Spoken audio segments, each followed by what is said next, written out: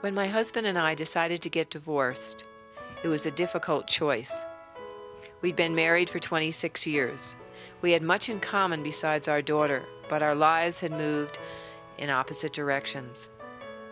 As a healing practitioner, I wanted to honor our years together, bring closure, and move into a new relationship of mutual friendship. How to do this when within our culture there was no ritual to help us accomplish this desire? Then one night I awoke with an idea which we both brought to fruition. On our 26th wedding anniversary, we returned to the church where we'd been married. Before a small group of family and friends, we thanked each other for our relationship, lit separate candles from the one candle of symbolic unity, and vowed to continue to be friends. All sorts of wonderful rituals in our culture, but we don't have one that acknowledges choices that are made, in which people choose to live apart and lead a different life. So again, I know it's unusual, and I know some of you wonder about it. Believe me, we are still in a questioning stage ourselves.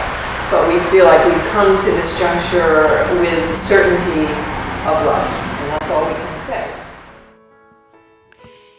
In sharing my story, I met two other women who had created their own divorce ceremony, and a rabbi who had gone through the Jewish ceremony of release and forgiveness.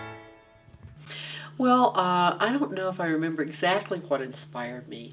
I just had heard of divorce rituals, and I actually found a book by some fellow Unity ministers that had a divorce ritual in it. And so this was in 1995, and I asked my ex-husband to do this ritual with me and with his children. And they were all adult children. And so we did. And I think, divorce is a milestone, and it should be marked with ceremony. How do you hold ritual in terms of, let's say, this particular ceremony of parting? Symbolically, what did it mean to you?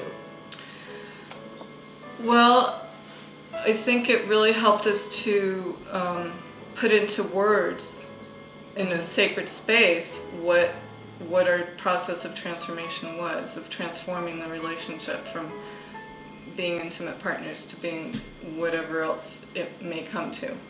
So the ceremony was an opportunity for us to speak to each other in a sacred space and to really know. To ask you about the divorce ritual in the Jewish tradition. I understand it goes back, a couple thousand years or more, and what that consists of in the past, as well as bringing it into the future, into now.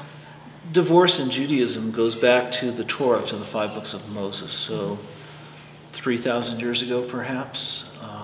And divorce has always, for want of a better term, coexisted with marriage in Jewish tradition. We've always recognized that there are going to be times when divorce becomes a necessity between a couple, when the relationship no longer functions as it should, and the relationship needs to be terminated. What can be done, even in Reform, or maybe particularly in Reform, is a ceremony, a ritual of release, which I found in my own very personal case when I divorced to be a necessary component of my own healing and my own coming to grips with the fact that it had been time to end the relationship.